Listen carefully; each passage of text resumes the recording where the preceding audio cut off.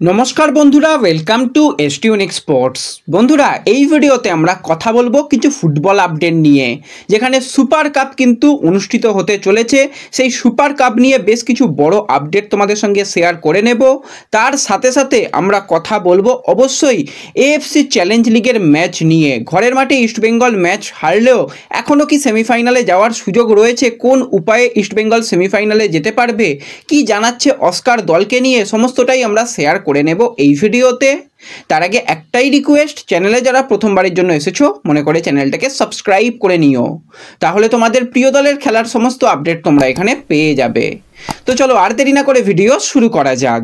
তো শুরুতেই যদি আমরা কথা বলি একটু সুপার কাপ নিয়ে, তো অনেক দিন ধরেই কথা চলছিল যে সুপার কাপ হবে কিনা বা হলে কোথায় হবে। অনেকগুলো ভেন্যু সিলেক্ট করা হয়েছিল, তো সব শেষে কিন্তু যেটা সিদ্ধান্ত এসেছে আরও একবার কিন্তু ওড়িশাতেই সুপার কাপ হতে চলেছে।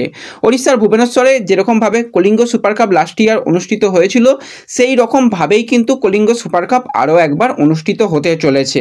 যেটা ডেট জানা যাচ্ছে যে 21শে এপ্রিল থেকে কিন্তু খেলা হবে। এবার খেলাটা কিন্তু খুব বেশি দিনের নয়, খুব ছোট টুর্নামেন্ট হবে। সেখানে 21 তারিখ থেকে কিন্তু বলতে গেলে নকআউট পর্বে যেহেতু খেলা শুরু হয়ে যাবে এবং ফাইনালও কিন্তু কয়েকদিনের মধ্যেই, মানে খুব ছোট্ট টুর্নামেন্ট হিসাবে টুর্নামেন্টটা করা হচ্ছে। 21 তারিখ থেকে 24 তারিখ কিন্তু মানে রাউন্ডের খেলা হবে, তারপর কোয়ার্টার ফাইনাল 26-27 তারিখে হবে, সেমিফাইনাল কিন্তু 30 তারিখ আর 1 তারিখ হবে এবং 4 তারিখে ফাইনাল হবে।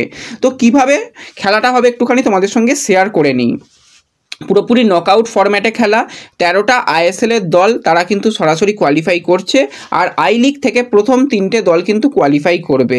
তো সেক্ষেত্রে যেরকম গ্রুপ ফরম্যাট হতে চলেছে সেটা একটুখানি প্রথমে বলে দিই। প্রথমে হচ্ছে রাউন্ড 16 মোহনবাগান কিন্তু খেলবে প্রথম ম্যাচ। তো মোহনবাগানের সঙ্গে কিন্তু আই লিগের যে 3 নম্বর পজিশানে থাকবে তারা কিন্তু একই গ্রুপে পড়বে। আইএসএলের 8 নম্বর এবং 9 নম্বর কিন্তু একই গ্রুপে পড়বে। অর্থাৎ একটা যদি আমরা গ্রুপ এ ভাবি, গ্রুপ এর মধ্যে কিন্তু মোহনবাগান থাকছে আই লিগের যারা 3 নম্বর পজিশনের দল, তার সাথে আইএসএলের 8 নম্বর এবং 9 নম্বর পজিশনের দল কিন্তু গ্রুপ এতে থাকছে।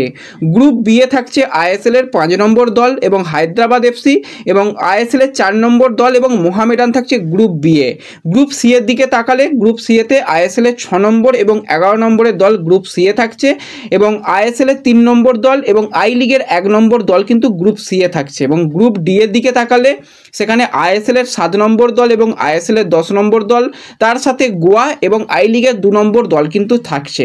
এবার গ্রুপ মানে একজন আরেকজন দলের সঙ্গে খেলবে, সেই পরপর খেলবে সেরকম নয়। গ্রুপের মধ্যে বা নকআউট হবে, ওই যেটা বললাম যেরকম ফরম্যাট, তো পরপর ম্যাচ জিততে হবে তবে কিন্তু পরবর্তী রাউন্ডে যেতে পারবে। এরকমই কিন্তু ফরম্যাট হয়েছে। এবং East Bengal last year super cup champion হয়েছিল, তোমরা সকলেই জানো। তো এবছরে ইস্টবেঙ্গল কিন্তু ট্রফি ধরে রাখতে চাইবে, এবং যারা সুপার কাপ চ্যাম্পিয়ন হবে তারা কিন্তু পরবর্তী সময় চ্যাম্পিয়ন হওয়ার দরুন কিন্তু 2025-26 এএফসি চ্যালেঞ্জ লিগ 2 এর প্লে অফ খেলার সুযোগ পাবে। মোহনবাগান কিন্তু অলরেডি তারা কিন্তু কোয়ালিফাই করে গেছে, তারা কিন্তু তাদের প্লে অফ খেলতে হবে না, এবং যে দলটা এবছরে সুপার কাপ চ্যাম্পিয়ন হবে তারা কিন্তু কোয়ালিফাই খেলতে পারবে। এটা কিন্তু সুযোগ রয়েছে। কোয়ালিফাই যদি করতে পারে তো ভালো, এএফসি যেটা 2 সেটা খেলতে পারবে, আর যদি কোয়ালিফাই না করতে পারে সেক্ষেত্রে চ্যালেঞ্জ লিগে চলে আসবে। তো সুযোগ কিন্তু রয়েছে। এবার ইস্টবেঙ্গল লাস্ট ইয়ার চ্যাম্পিয়ন হয়েছিল, এখনও ইস্টবেঙ্গলের ক্যাম্পেইন চলছে এএফসিতে। এবছরে কিন্তু অবশ্যই ইস্টবেঙ্গল চাইবে ট্রফিটাকে ধরে রাখতে, এবং বিশেষত আমি যে প্লেয়ারটার কথা বলবো সে কিন্তু ব্যাক টু ব্যাক ট্রফি জিতেছে। শুধু একজন প্লেয়ার নয়, ইস্টবেঙ্গলের এরকম 2জন প্লেয়ার রয়েছে। প্রথম আমি বলবো সল ক্রেসপো, সে কিন্তু ওড়িশা এফসিতে অবশ্যই ভালো পারফরমেন্স করেছিল এবং সুপার কাপ চ্যাম্পিয়ন হয়েছিল। লাস্ট ইয়ার ইস্ট বেঙ্গলের হয়েও কিন্তু সুপার কাপ ফাইনালে তার গোল ছিল এবং সুপার কাপ চ্যাম্পিয়ন হয়েছিল। তার সাথে নন্দকুমারও কিন্তু ওড়িশা এফসির হয়ে সুপার কাপ চ্যাম্পিয়ন হয়েছিল এবং ইস্টবেঙ্গলের হয়েও কিন্তু সুপার কাপ ফাইনালে নন্দকুমারের গোল ছিল। তো এই 2জন প্লেয়ার কিন্তু চাইবে যে ট্রফি জয়ের হ্যাটট্রিকটা করে নিতে, এবং ইস্টবেঙ্গলের অবশ্যই এই টুর্নামেন্টটাকে জান প্রাণ দিয়ে খেলা উচিত এবং অবশ্যই ট্রফিটাকে ধরে রাখা দরকার। যেরকমভাবে মোহনবাগান লিগ সিল ধরে রাখতে সক্ষম হয়েছে, ইস্টবেঙ্গলেরও উচিত কিন্তু ট্রফিটাকে ধরে রাখার। কিন্তু কাজ মোটেই সহজ নয়, কঠিন ম্যাচ, কারণ নকআউট পর্বের ম্যাচ। কোনো ম্যাচ হারলেই তারা কিন্তু সরাসরি বিদায় হয়ে যাবে। তো এটা কিন্তু আপডেট দিয়ে দিলাম। পরবর্তী সময় ফুল ফিক্সচার কিছুদিন বাদে আসবে, সেটা তোমাদের জানিয়ে দেব। লাইভের ব্যাপার সেগুলো পরবর্তী সময় আপডেট এলে তোমাদের অবশ্যই জানিয়ে দেব। তো এর সাথে সাথে যদি আমরা কথা বলি এএফসি চ্যালেঞ্জ লিগের ম্যাচ নিয়ে, তো ঘরের মাঠে ইস্টবেঙ্গল 1-0 গোলে আরকাদাকের সঙ্গে ম্যাচটা হেরে গেছে। তো ইস্টবেঙ্গল কি পরবর্তী সময় সেমিফাইনালে কোয়ালিফাই করতে পারবে? কী রকমভাবে কোয়ালিফাই করার সুযোগ রয়েছে অনেকে জিজ্ঞাসা করছিলে।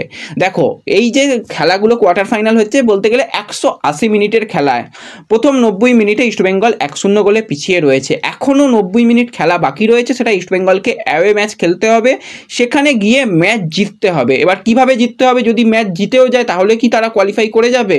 দেখো, এখানে ইস্টবেঙ্গল 1-0 গোলে হেরেছে, তো ইস্টবেঙ্গল যদি আরকাদাকের ঘরের মাঠে গিয়ে আরকাদাককে 1-0 গোলে হারায়, তো সেক্ষেত্রে ম্যাচ কিন্তু ড্র হবে। তারপর কিন্তু আবার হয়তো পেনাল্টি শ্যুট আউটে যেতে পারে, একদম সরাসরি পেনাল্টি শ্যুট আউটেই যাওয়ার সম্ভাবনা রয়েছে।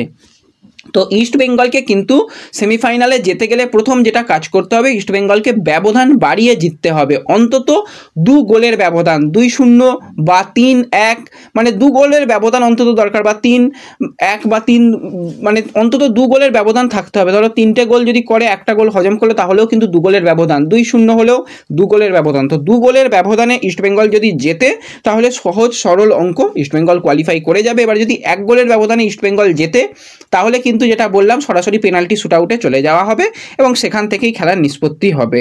তো এটাই কিন্তু সহজ উপায় রয়েছে। এবং অস্কার এখনও জানিয়েছে যে দল কিন্তু আমাদের ভালো ফুটবল খেললেও একটা মাত্র আমরা গোল হজম করেছি, অনেক চান্স ক্রিয়েট হয়েছে, সেখান থেকে আমাদের ফিনিশিংয়ের অভাব হয়েছিল।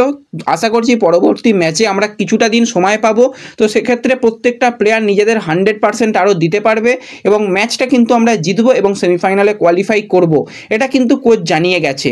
তো অবশ্যই 72 ঘন্টার মধ্যে ইস্টবেঙ্গল যেখানে 2 তারিখে ম্যাচ খেলেছিল, তারপরই 5 তারিখে খেলা, প্রচণ্ড পরিমাণে চাপ হয়ে গিয়েছিল এবং ডেভিডের প্রসঙ্গে যখন জিজ্ঞাসা করা হয়, তখন কোচ জানিয়েছে যে আরকাদাক ফিজিক্যালি স্ট্রং দল, সেখানে ডেভিড কতটা পেরে উঠবে তার উপর ক্লান্তি একটা ব্যাপার রয়েছে, সেই জন্য ডেভিডকে আমরা হাতে রেখেছিলাম। প্রয়োজনে ডেভিডকে ব্যবহার করার সুযোগ থাকলেও কিন্তু তাকে আর ব্যবহার করা হয়নি, কারণ আমরা ম্যাচটাকে পুরো ডমিনেট করছিলাম, যে কোনো সহজ সুযোগ থেকে আমরা গোল করার চান্সের কাছাকাছি যাচ্ছিলাম, আশা করছিলাম আমরা ফিনিশিংটা পাবো, কিন্তু ফিনিশিংটা হয়নি।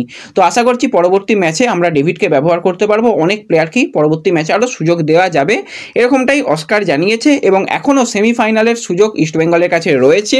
তো দেখা যাক ইস্টবেঙ্গল পরের ম্যাচটা বড় ব্যবধানে জিততে পারে কিনা, সেই দিকে অবশ্যই নজর থাকবে। ম্যাচ কিন্তু রয়েছে 12 তারিখ, 12ই মার্চ অ্যাওয়ে ম্যাচ রয়েছে, তো অবশ্যই কঠিন ম্যাচ হবে, তবুও কিন্তু ইস্টবেঙ্গলকে জিততে হবে।